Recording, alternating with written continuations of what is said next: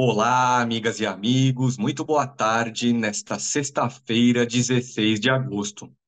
Hoje começam de verdade as campanhas municipais. Estrearam as propagandas eleitorais de rádio e televisão para prefeito e vereadores. Disputas que costumam ter temas locais como seus principais assuntos, mas nesse ano vai ser um pouco diferente. Veremos em várias capitais, por exemplo, no caso de São Paulo, uma disputa direta entre Lula e Jair Bolsonaro. O Procurador-Geral da República, Paulo Gonet, não quer ser protagonista dessa eleição e, por isso, não está disposto a apresentar durante a campanha qualquer denúncia criminal contra algum figurão da República. Melhor para Jair Bolsonaro, o principal figurão em questão. Mas se há uma, digamos, trégua dentro da Procuradoria, no caso de bolsonaristas e Alexandre de Moraes, juiz do Supremo Tribunal Federal, a guerra é total. Os bolsonaristas querem a cabeça, o impeachment do juiz, e agora usam como pretexto mensagens divulgadas nos últimos dias pela imprensa que mostram conversas de colaboradores do juiz. Mas essa atitude do procurador-geral de trégua é uma atitude correta? Cabe ao xerife fazer cálculo eleitoral? Essa guerra entre bolsonaristas e Alexandre de Moraes terá que desfecho nesse momento? E essa disputa mais ampla entre Lula e Jair Bolsonaro terá que resultado também? É para uma entrevista sobre esses assuntos que eu, André Barrocal, repórter em Brasília, tenho hoje do outro lado da linha, lá em São Paulo, o José Genuíno. Ele que já foi deputado e também já foi presidente do PT. Então, a você, Genuíno, que me pediu para lhe chamar de você, em primeiro lugar, eu agradeço a gentileza de nos atender. Muito boa tarde. Boa tarde, é um prazer e é uma honra falar contigo e com a Carta Capital. E me coloco à sua disposição. E vou iniciar com uma observação preliminar.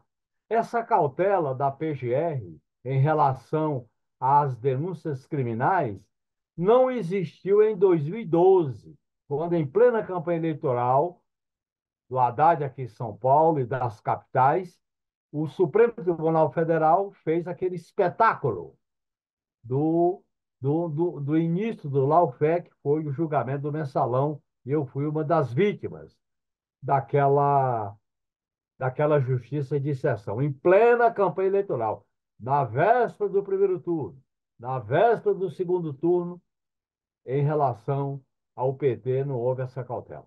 Muito bem, Genuíno, o prazer é nosso em recebê-lo e muito bem lembrado a respeito do julgamento do tal do mensalão em 2012. E para aqueles que nos assistem desse momento, eu deixo aqui os recados tradicionais do início das nossas transmissões. Se você ainda não é um inscrito no canal de Carta Capital no YouTube, inscreva-se agora, clique aí no botão, curta, comente, compartilhe nossos vídeos. Se você gosta do nosso jornalismo, mas ainda não é um assinante da Carta, torne-se um agora também. Entre no site www.assinecarta.com.br e se informe a respeito das condições de assinatura. E hoje não será possível fazer perguntas para o nosso convidado, porque essa é uma entrevista gravada. Genuíno, eu começaria por lhe perguntar o seguinte: nós veremos nessas eleições municipais uma disputa indireta entre Lula e Jair Bolsonaro. É esse o caso, por exemplo, na disputa para prefeito de São Paulo. Na sua avaliação, de maneira geral, quem vai ganhar essa eleição municipal? O governismo ou a extrema-direita e por quê? Olha, André, 2024 é o primeiro turno de 2026. O segundo turno será o primeiro turno de 2024. E o terceiro turno será o segundo turno de 2024. A eleição está imbricada. Primeiro, pelo significado da vitória do Lula em 2022. Segundo, pela ofensiva da extrema-direita bolsonarista, que representando um sentimento de brutalidade, de hostilidade, de guerra, de misturar a verdade com a mentira, de jogar no caos, eles vão fazer dessa campanha eleitoral uma especulação, uma espetacularização para se viabilizar eleitoralmente, objetivando com isso se defender dos processos que estão caminhando e também para acumular força para 2026. Porque há uma situação de polarização no Brasil e no mundo. A polarização é entre a esquerda e a extrema-direita. O centro está enfraquecido. Essa crise está destruindo os engenhos, está acabando com os muros, está acabando com aquelas posições que não dizem a que vieram. Portanto, eu acho que essa vai ter uma polarização. Nós devemos apresentar uma alternativa de modelo de gestão para as cidades, mostrar que as cidades foram um palco do processo de destruição do modelo neoliberal, as políticas públicas, a segurança, a questão social, a destruição da mobilidade nas cidades, as privatizações. Portanto, as cidades, particularmente São Paulo, Porto Alegre, Rio de Janeiro, Belo Horizonte, algumas capitais do Nordeste, vão refletir uma disputa que não é fulanizada. Mesmo que não seja fulanizada, ela está na base da disputa política, que é, de um lado, o extremismo da direita, representando os interesses do rentismo, dos monopólios, os interesses da religião da prosperidade, os interesses do individualismo, os interesses daquela concepção de vida que não quer discutir o futuro, não quer discutir a esperança, não quer discutir a pauta da emancipação. Então, eu acho que nós temos que ir para uma campanha eleitoral entendendo o cenário em que ela vai se realizar. Tem que ser uma campanha muito afirmativa, muito clara, uma campanha combativa, diferente da de 2016 e da 2020, que foi uma campanha que a esquerda estava na defensiva, uma campanha era uma campanha do medo e era uma ampla ofensiva do bolsonarismo que dá na extrema-direita organizada no país. Portanto, eu acho que essa eleição é uma eleição singular, viu, André? É uma eleição do momento crucial que o Brasil atravessa e que o mundo atravessa. Porque todos esses fatores da guerra, da crise climática, da crise energética, da crise social, do autoritarismo protofascista, tudo isso vem à tona como pano de fundo de uma visão arcaica da religião com base no Antigo Testamento, com base na culpa, com base na falta de solução, com base na punição. Portanto, nós temos que apresentar nesta campanha eleitoral uma alternativa oposta ao status quo reinante. Para nós vai ser um desafio porque o Lula é governo.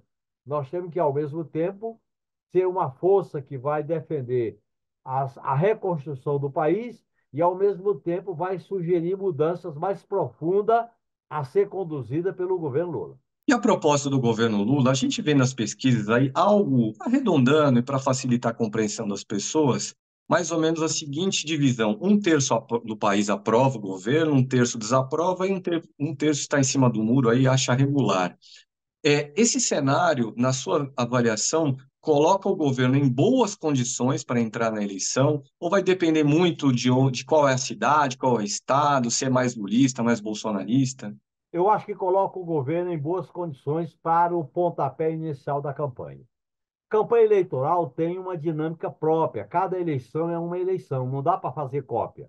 E vai depender muito da postura dos candidatos em cada cidade, para traduzir o programa nacional com a realidade concreta de cada cidade. Nem a gente pode se omitir do debate sobre o governo Lula, nem pode fazer uma ligação mecânica, forçar a barra. Nós temos que discutir a plataforma das cidades. Porque a plataforma hoje para as cidades, particularmente para as metrópoles, tem que ter um corte no enfrentamento das políticas neoliberais em relação à privatização da saúde, da educação, a questão da tirania fiscal, a questão do rentismo, a questão dessa desregulamentação. Por exemplo, aqui em São Paulo, o tema da privatização da Sabesp vai ser importante, o tema da segurança pública vai ser importante. É claro que a segurança pública é um tema principalmente dos governos estaduais, mas as coisas estão interligadas, porque tem guarda municipal, qual a orientação, qual é a visão de uma segurança pública cidadã, uma visão de segurança pública que usa a força e não a arma para matar.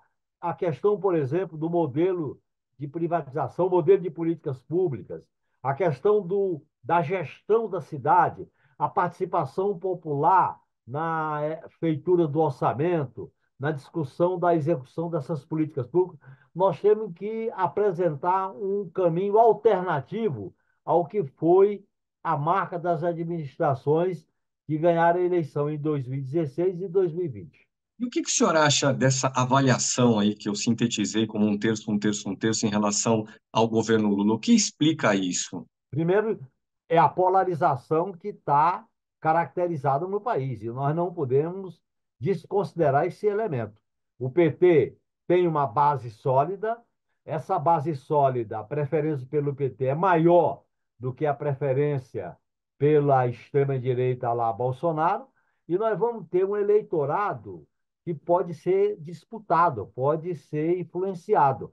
Esta eleição é uma eleição que vai depender muito da nossa capacidade de ganhar corações e mentes para um projeto que mostre que outro modelo de cidade é possível, outro modelo de política é possível. Nós temos que falar muito da esperança, nós temos que falar do futuro. Nós temos que falar da autoestima, porque a vida está muito difícil.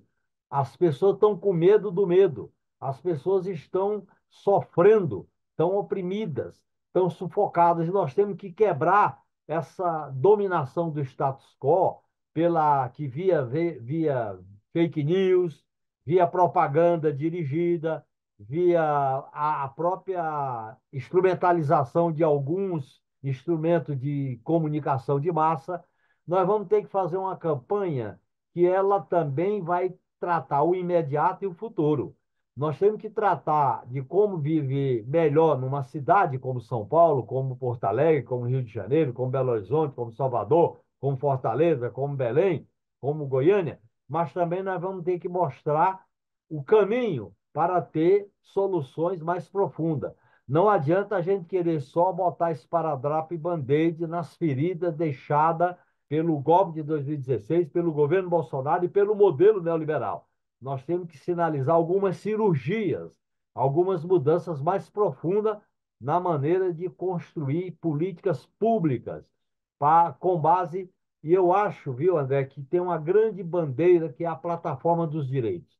Nós temos que nos contrapor ao discurso fascista com a plataforma dos direitos. O direito à saúde, o direito ao meio ambiente, o direito ao transporte, o direito à moradia, o direito à diferenciação, o direito das mulheres, o direito do povo negro, o direito da comunidade LGBTQIA+, o direito das pessoas vulneráveis. E eu acho que a plataforma dos direitos vai ser um elemento diferenciador. Nós vamos querer governar a cidade para atender os megaprojetos, a especulação imobiliária, os fundos imobiliários, ou queremos administrar a cidade que o povo viva melhor, a esfera pública da cidade, das praças, na área da educação, do lazer, do entretenimento. Eu acho que nós vamos ter que fazer uma espécie de revirada geral. Eu vou usar uma palavra aqui que não está na moda, mas é bom usar. Nós temos que fazer uma campanha que revolucione as cidades, porque do jeito que elas estão, a vida nas cidades, tanto grandes como pequenas e médias, é uma vida muito difícil. O senhor então entende aí que uma parte da explicação para a atual popularidade do governo, que é dividida aí, um terço, um terço, um terço, grosso modo, o senhor acredita que a polarização política é uma parte dessa explicação?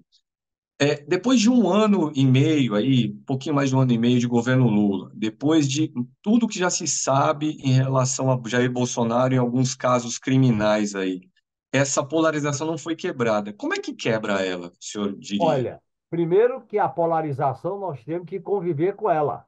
A polarização é um dado da situação política que a gente atravessa no Brasil e no mundo. A polarização é produto da crise do modelo econômico, a polarização é produto da crise da democracia liberal, a polarização é produto da precarização, da desconstituição de direitos, da uberização. Portanto, nós temos que apresentar nesta polarização uma alternativa democrática, popular, de emancipação.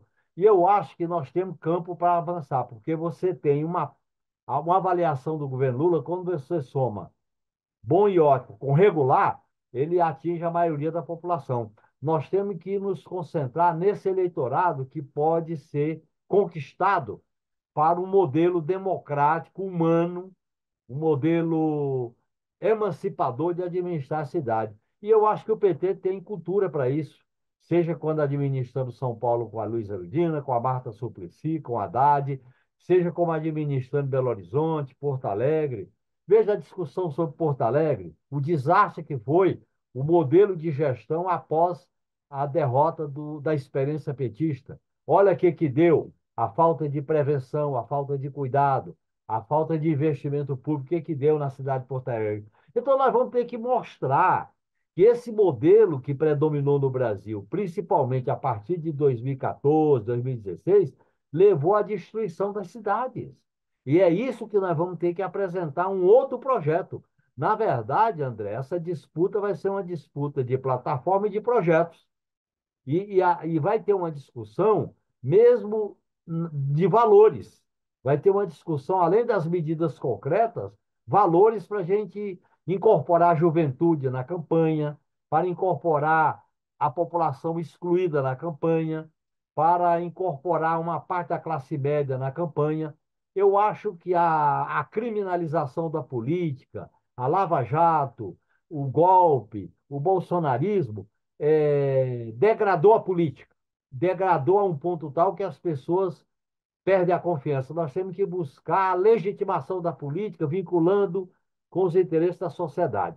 E a esquerda tem que abraçar a sociedade, dialogar com a sociedade, se aproximar dos movimentos sociais, se aproximar das comunidades, sair daquela postura vertical para uma postura mais horizontal e fazer uma campanha, como a gente chama, corpo a corpo, de diálogo, de abraçar, de apresentar um futuro, porque nós vivemos um mundo hoje, nós vivemos um país que parece que o futuro é incerto. Nós temos que mostrar que é possível construir um futuro sem medo, sem violência, sem preconceito, sem morte, sem arma, com base em direitos, como uma plataforma universal para garantir a felicidade das pessoas.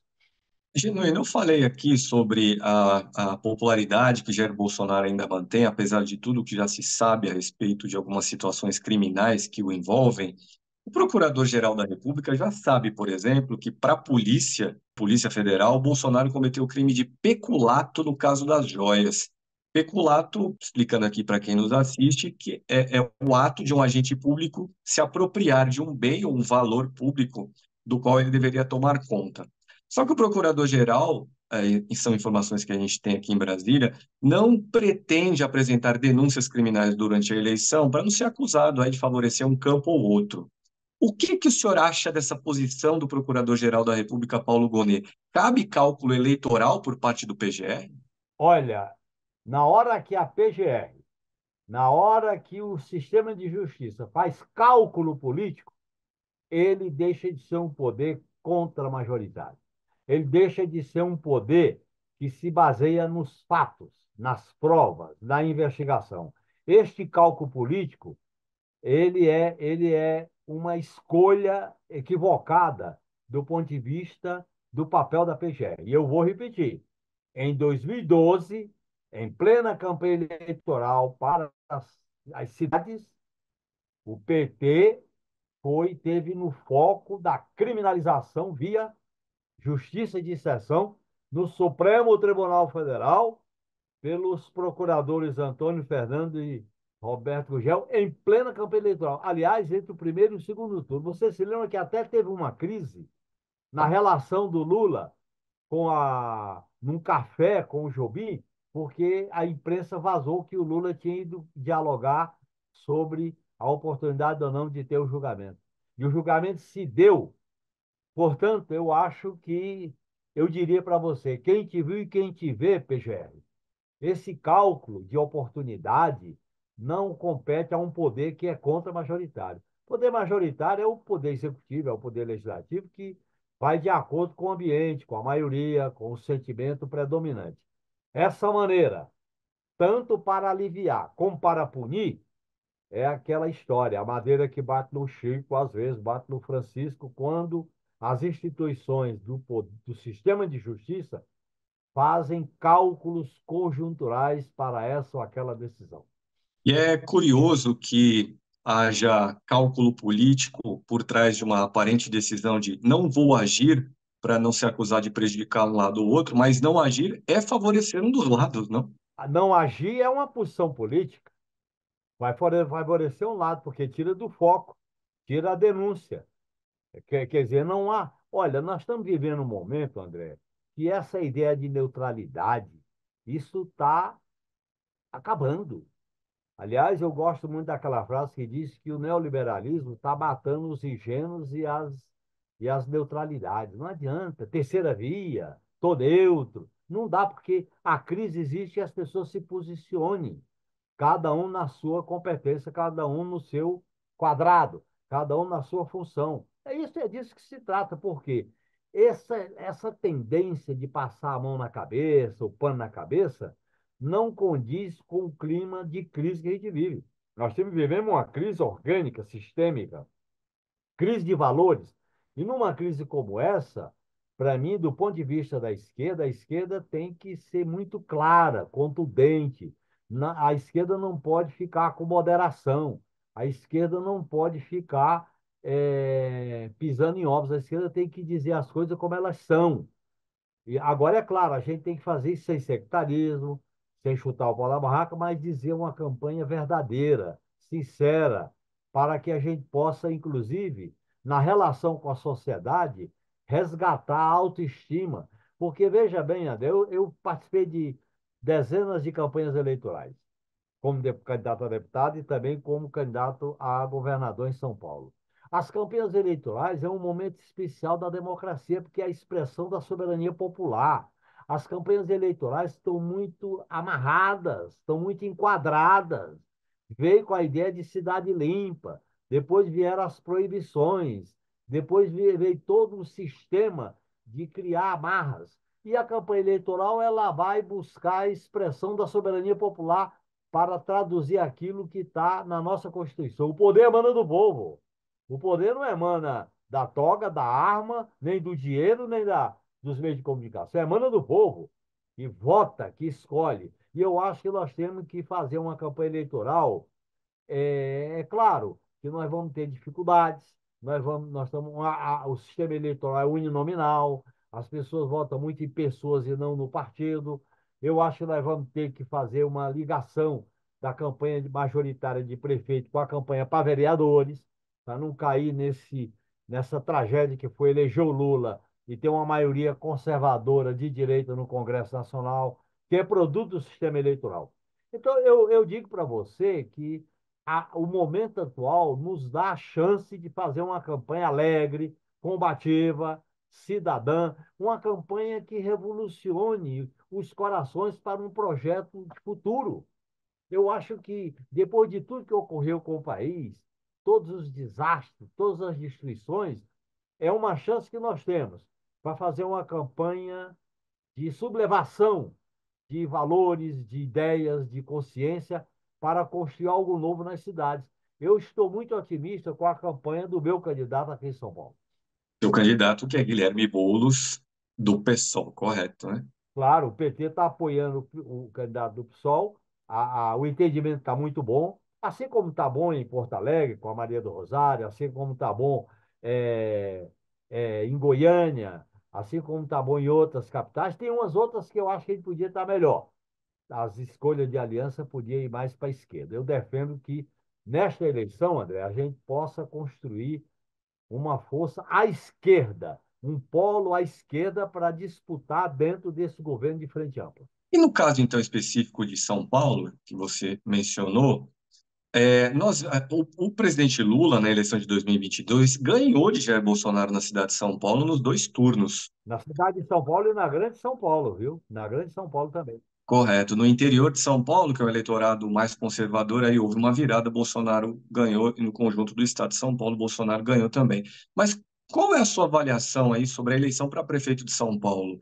Boulos tem chance? Vai ser uma campanha muito difícil? O que você está vendo? Primeiro, vai ser uma campanha difícil. Segundo, nós temos chance. Terceiro, eu vou pegar a experiência, viu, André? Eu participei da campanha da Luísa Erundina. Ela ganhou a eleição em 88, que foi fundamental para a campanha do Lula em 89. Eu participei da campanha da Marta Suplicy em 2000. Foi fundamental para o Lula, em 2002, ganhar do Serra. E participei indiretamente da campanha do Haddad, que foi elemento essencial após a vitória da Dilma. Portanto, a eleição em São Paulo é uma eleição que tem repercussão nacional. Ela influencia a campanha nas demais cidades e no Brasil como um todo. Portanto, eu acho que o Boulos tem um preparo, o Boulos tem uma vontade de governar São Paulo, o Boulos tem uma base social definida, que isso é muito importante numa campanha eleitoral, você ter um lado consolidado. O Boulos está muito preparado do ponto de vista de ir para os debates, de enfrentar os debates. Eu acho que essa aliança, inclusive do PT, apoiar o Boulos, de outro partido, é uma demonstração de maturidade do PT. Isso também faz a diferença. O Lula é um apoio importante, pelas pesquisas indicam isso, e a Marta Suplicy.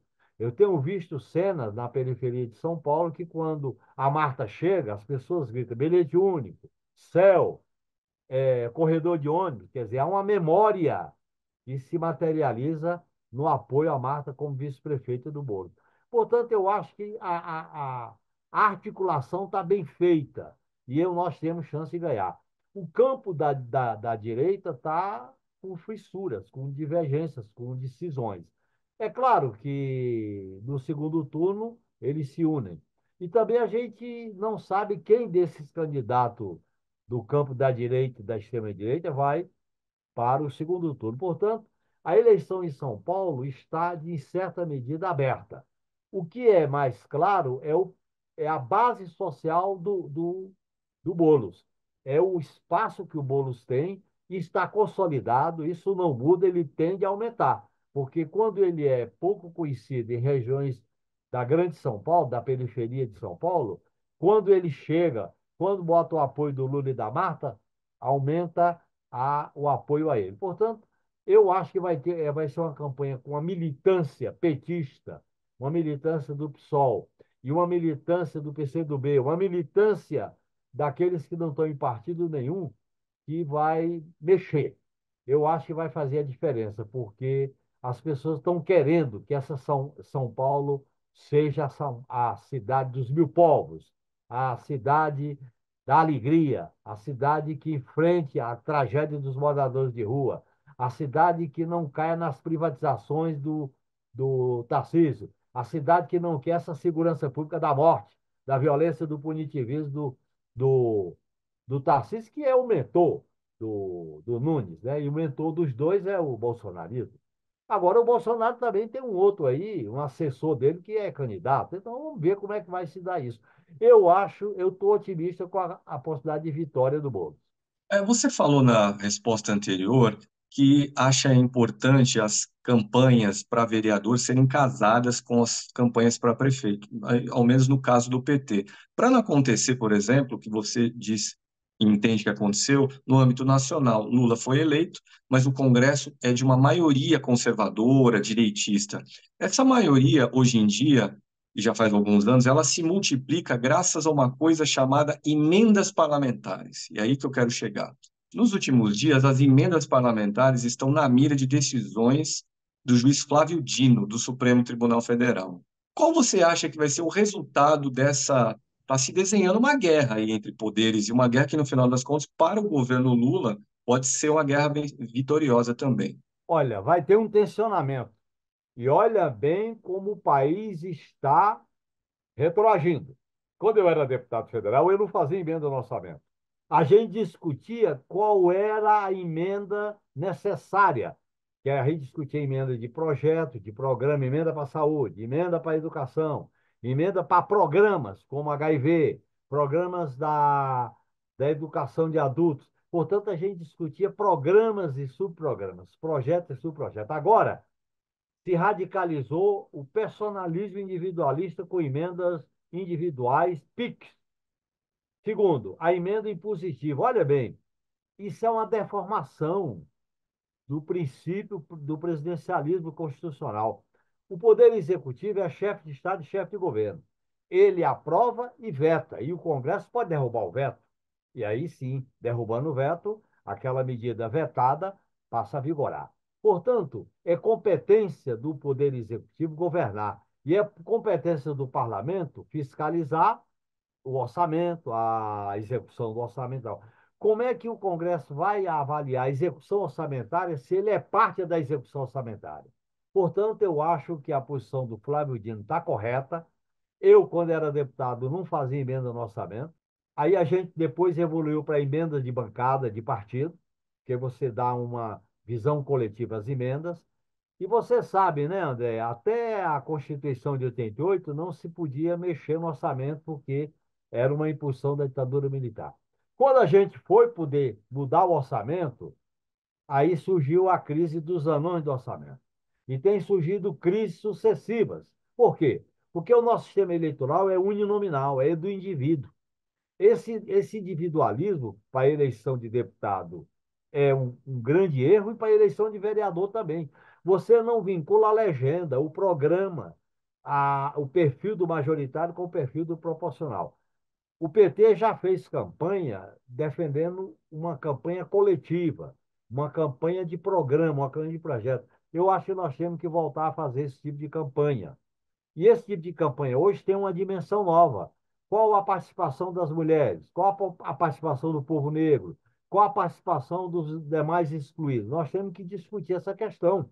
Porque se a democracia representativa não for capaz de representar essa diversidade múltipla, rica, ela vai perdendo a sua legitimidade. Eu acho que esse modelo de execução orçamentária tem que haver uma grande discussão. Pelo menos nós estamos fazendo um grande debate sobre o orçamento.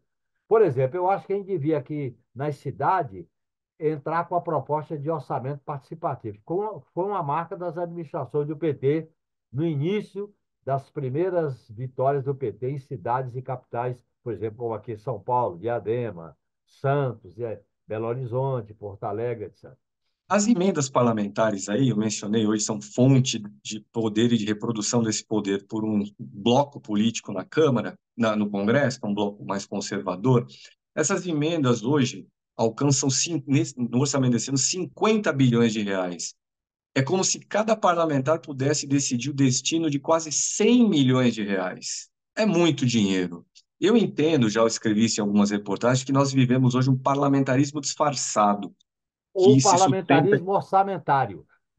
parlamentarismo orçamentário. O que você acha dessa situação existente hoje, um parlamentarismo disfarçado? Isso começou com Eduardo Cunha, lá na preparação do golpe contra Dilma. Ele começou com, com as emendas impositivas, das emendas impositivas, que é um absurdo, porque você vota uma emenda e ela não passa pelo crivo da execução orçamentária. Olha bem, a execução orçamentária não pode ser uma pulverização de interesses paroquiais. A execução orçamentária, ela tem as diretrizes, tem os projetos, tem os programas. Segue essa lógica. As emendas têm que estar dentro dessa lógica dos programas e subprojetos, no meu modo de entender. Eu acho que a emenda, essas emendas PIX, que fere a transparência, é outro absurdo. Porque, veja bem, o orçamento é produto do dinheiro que se arrecada da sociedade. E tem que haver transparência aonde ele está sendo aplicado, aonde ele está sendo executado. Isso é fundamental. A não transparência na execução do orçamento já deu na famosa CPI dos anões do orçamento. Eu estava lá na Câmara dos Deputados. Portanto, eu acho que isso é uma deformação. Veja bem, André, o que está por trás disso, além de outras medidas que estão se anunciando, há um movimento para desidratar a figura do presidencialismo. Porque o presidente da República é chefe de Estado, chefe de governo, organiza a agenda do país, dá os rumos do país. E o poder legislativo legisla e fiscaliza, o judiciário julga. Veja bem, essa deformação produz uma anomalia.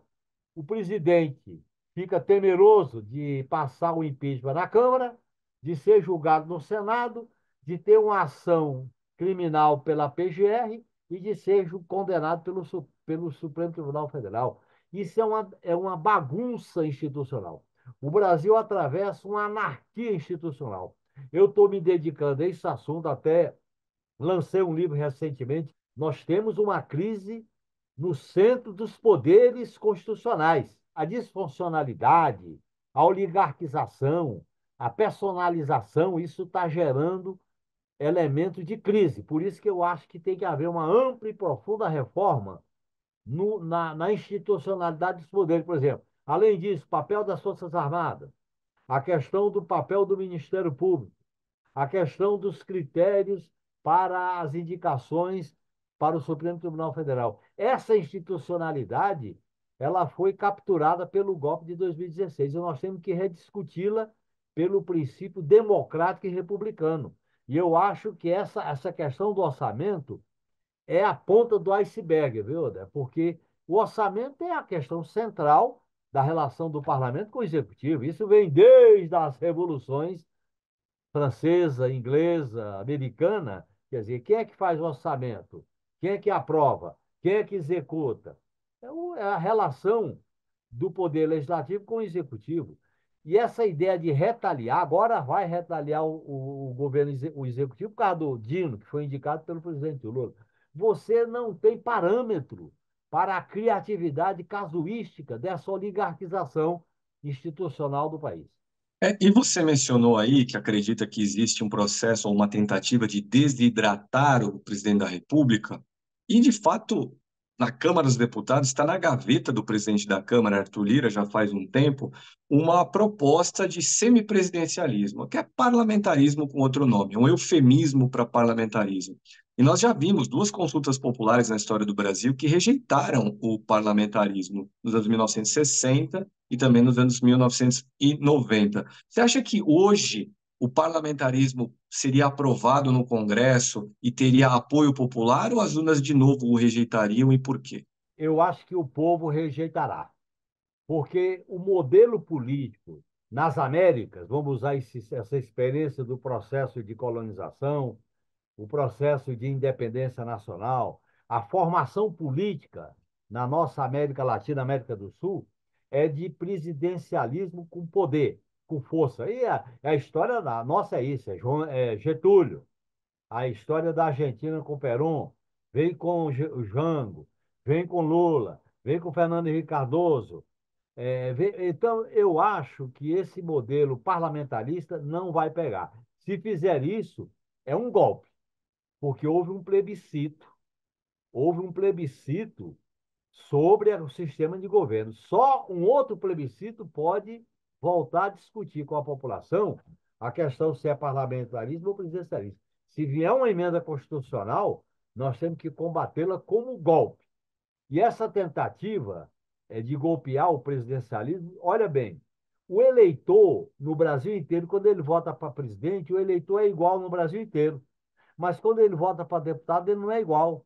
O peso do eleitor para deputado é maior nos estados menores do que nos estados maiores. Portanto, há uma fórmula que vem do pacote de abril do governo Gás que diz o seguinte: nenhum estado pode ter menos do que 8 e nenhum estado pode ter mais do que 70. Agora, na hora de votar, todos são iguais. Some-se que são 3 senadores por estado, independente do número de votos para se eleger. Portanto, o nosso sistema de representação, ele é oligarquizado, ele precisa de uma reforma. E se vierem com essa proposta, nós temos que combatê-la como golpe. E o nome correto é golpe, essa ideia de parlamentarismo às avessas ou de um presidencialismo mitigado.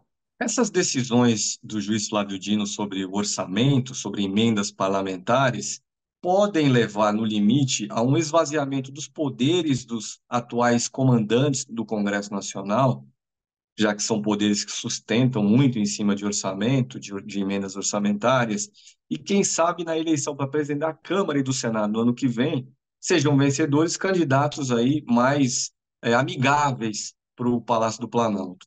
Então, temos a possibilidade, no segundo biênio do governo Lula, o Congresso estar um pouco mais receptivo, digamos assim, ao governo Lula. E, paralelamente a isso, teremos um outro Banco Central, já que o presidente Lula indicará em breve aí um novo presidente para a instituição. Quer dizer, na política e na economia se desenha um biênio final do governo Lula mais favorável, não? Esse tensionamento político na relação dos poderes ele tem um lado positivo se o governo se articular. Primeiro, o governo devia fortalecer o bloco mais fiel ao governo. O bloco, vamos chamar assim, da esquerda e centro-esquerda. Segundo, o governo tem que fazer um diálogo mais efetivo com a sociedade, inclusive aproveitando a própria campanha eleitoral para as prefeituras.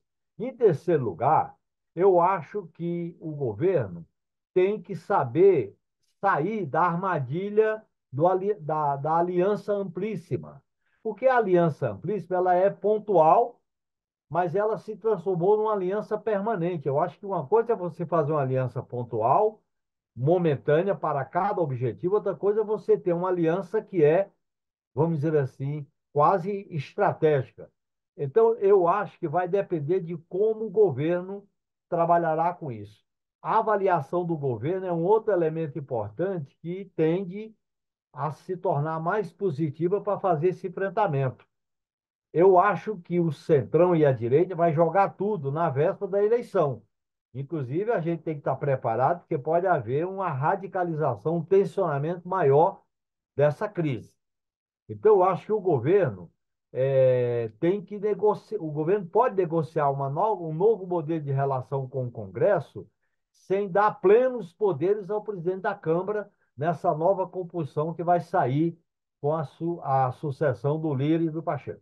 Agora, se isso que a gente abordou agora aponta para um segundo biênio mais favorável do governo Lula, existe um fato no final desse ano que talvez jogue para o lado contrário, que é a eleição americana. Se ganhar Donald Trump, se ele voltar a ser presidente, você acha que isso vai significar o quê para o Brasil? Em primeiro lugar, se ganhar o Trump, ele vai adotar uma política de América para os americanos e vai ter influência aqui, particularmente na América Latina e na América do Sul. Uma política mais agressiva em relação à América, em relação à América Latina e América do Sul, em relação, por exemplo, uma agressividade maior em relação aos interesses com o governo de Israel, mas, ao mesmo tempo, ele vai ter que estabelecer algum tipo de negociação no âmbito da relação com a Rússia. Então, eu acho que o imperialismo, ele é imperialismo seja com o Trump, seja com a Câmara Harris. Agora, em alguns aspectos, os democratas são mais agressivos na política externa. Veja o que aconteceu com o governo Obama, né? E veja o que aconteceu com o governo Biden em relação à Ucrânia, em relação particularmente a, aos palestinos. Portanto, eu acho que nós temos que estar simbolicamente, a eleição do Trump vai fortalecer simbolicamente essa corrente da extrema-direita. Nós vamos ter que estar preparados para conviver com esse crescimento da extrema-direita no Brasil e no mundo. Mesmo com as crises que eles enfrentam, nós vamos ter uma corrente de direita. E por quê, André? Porque a base da sociedade que foi precarizada, brutalizada, mercantilizada, violentada, ela produziu uma espécie de subjetividade do vale tudo, do caos, da violência. E a extrema-direita representa esse segmento. Então, isso aí. Agora, no meu modo de entender, como o mundo vai entrar num avanço maior da multipolaridade, da disputa, o mundo não vai ser o mundo unipolar nem bipolar, vai ser o mundo multipolar.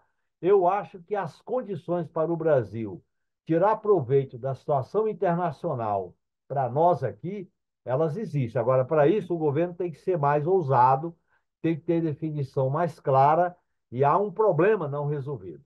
A relação das Forças Armadas hoje com os Estados Unidos é muito maior do que no Lula 1 e 2 e no próprio governo FHC e na Dilma 1. O golpe levou as Forças Armadas a um adesismo doutrinário na aquisição de equipamento, na própria concepção de que o conflito com a China é o Ocidente contra o mal. Isso vai criar problemas para nós em relação a não termos uma política de defesa nacional, com novos parâmetros, com novas determinações. Portanto, eu acho que nós vamos entrar numa situação de conflito. Nós vamos viver um período, André, de conflito, com risco de guerras regionais, com risco de expansão, as ameaças em relação às catástrofes ambientais, as ameaças em relação à, à degradação social de contingentes enormes da população. Portanto, nós vamos viver um mundo quente. E viver um mundo quente significa que a política vai estar quente. E a esquerda, particularmente os governos progressistas, tem que dizer a que vieram, tem que ter projeto. Eu acho que o caminho da Bolívia, da Colômbia, é bem diferente do Boric no Chile, o caminho do México, são referências importantes para nós, como governo progressista aqui no Brasil. Você falou de Forças Armadas, né, ao abordar Estados Unidos. Existe uma avaliação aí, mais ou menos aí aceita, de que uma parte da explicação para não ter havido um golpe exitoso no Brasil por parte de Jair Bolsonaro contra o resultado da eleição de 2022 foi a falta de apoio dentro das Forças Armadas, e essa falta de apoio veio do desencorajamento por parte do governo Biden. Se Trump voltasse à Casa Branca, você acha que haveria, a partir dos Estados Unidos, estímulo a golpismo militar aqui dentro? Nós temos que examinar isso com cuidado. Em primeiro lugar, as Forças Armadas foram capturadas pelo bolsonarismo de maneira profunda. E nós não desbolsonarizamos as Forças Armadas. Nós não estabelecemos o primado da soberania do Poder Civil sobre o aparato militar. Nós não fizemos mudanças na hierarquia dos comandos. E nós não fizemos até agora uma discussão sobre política de defesa nacional. Os parâmetros da política de defesa estão totalmente superados. É claro que o processo de fortalecimento do imperialismo americano, que está enfrentando uma crise, porque os Estados Unidos estão numa escala de decadência. Essa decadência não vai produzir um atrativo para que as Forças Armadas elas vá além do que está acontecendo hoje. O problema é que os Estados Unidos têm base militar na América do Sul, os Estados Unidos treinam uma boa parte dos militares da América do Sul, a OTAN tem essa política da OTAN de botar 2% do PIB no orçamento para as Forças Armadas, depende de qual a política de defesa nacional para botar esse dinheiro. Portanto, eu acho que golpes militares, propriamente golpe militar, eu acho que vai ter um processo de sofisticação. Eu acho que vai acontecer mais guerra híbrida, vai acontecer crises, vai acontecer, vamos dizer assim, autoritarismo de outra maneira, porque as condições atuais para o golpe clássico, tradicional, eu acho que são precárias, são difíceis. Agora, autoritarismo, como aconteceu no Brasil, o golpe de 2016, a eleição do próprio inelegível Bolsonaro, quer dizer, as formas do autoritarismo por dentro das instituições. Isso pode haver um fortalecimento desse autoritarismo por dentro das instituições. Nós temos que estar atentos a isso. Por isso que a bandeira da democracia é importante, mas nós não podemos se ficar prisioneiro da democracia liberal. Que a democracia liberal está em crise, ela é disfuncional para o próprio neoliberalismo. Você tem que avançar um modelo de radicalização da democracia, de participação popular, de, evidentemente, certo plebiscito, de vincular com mudanças econômicas e sociais, porque se você fizer o discurso da democracia liberal pura e simples, eu acho que não vai empolgar as pessoas, não vai empolgar a juventude. Tem que haver algo mais. E para mim, o algo mais é a plataforma de direitos essenciais para as pessoas terem uma vida mais feliz. Ainda sobre um cenário Donald Trump eleito. E ele tem prometido na eleição dar anistia para os golpistas de lá, aqueles que em janeiro de 2021 invadiram o Congresso de lá. Você acha que se ele ganhasse a eleição, haveria pressão de lá dos Estados Unidos para que o Brasil anistiasse os golpistas daqui, os golpistas de 8 de janeiro, a começar por Jair Bolsonaro? Pressão propriamente dita, não, mas que a vitória dele vai fortalecer as ideias de extrema-direita no mundo, vai facilitar o discurso da extrema-direita aqui no Brasil, no meu modo de entender, sim, porque isso influencia. Isso influencia. Agora, Uma coisa é influenciar, outra coisa é uma ligação direta. Eu acho que os Estados Unidos não estão com essa bola toda para ditar como o mundo deve se reorganizar, como o mundo deve ser governado. Nós vamos ter uma eleição nos Estados Unidos crítica, uma eleição que vai refletir a crise do império. O bolsonarismo, Genuíno, nos últimos dias aí, digamos, entrou numa guerra aberta. Agora não tem mais nenhuma dúvida, uma guerra aberta contra Alexandre de Moraes, do Supremo Tribunal Federal. Quer o impeachment de Alexandre de Moraes por causa dessas conversas reveladas aí pela Folha de São Paulo entre colaboradores do juiz, colaboradores na Justiça Eleitoral e no Supremo Tribunal Federal. O que que você achou dessas mensagens e o que que você acha dessa ofensiva aberta do bolsonarismo contra o ministro Alexandre de Moraes? Olha, o ministro Alexandre de Moraes está desempenhando um papel importante, excelente, cuidadoso na condução da investigação e a Polícia Federal está trabalhando com seriedade. Ao focar no Alexandre de Moraes através desse factoide, é como se diz espuma onde não tem sabão, é fumaça onde não tem fogo, é exatamente para aliviar a desmoralização das figuras principais do bolsonarismo. Eu acho que foi uma atitude, um tiro saiu pela culatra, no meu modo de entender. Agora, por outro lado, na medida em que o bolsonarismo radicaliza no combate ao Alexandre de Moraes, isso também vai colocar o Supremo numa situação delicada. O Supremo condenou dezenas de bagrinhos. Não vai condenar os tubarões? Como é que fica aí? Se a legitimidade do Supremo Tribunal Federal, que é essencial para o Poder Judiciário no regime capitalista. Como é que fica essa situação? Portanto, eu acho que essa ofensiva deles contra o Alexandre de Moraes é o tiro que tende a sair pela culatra.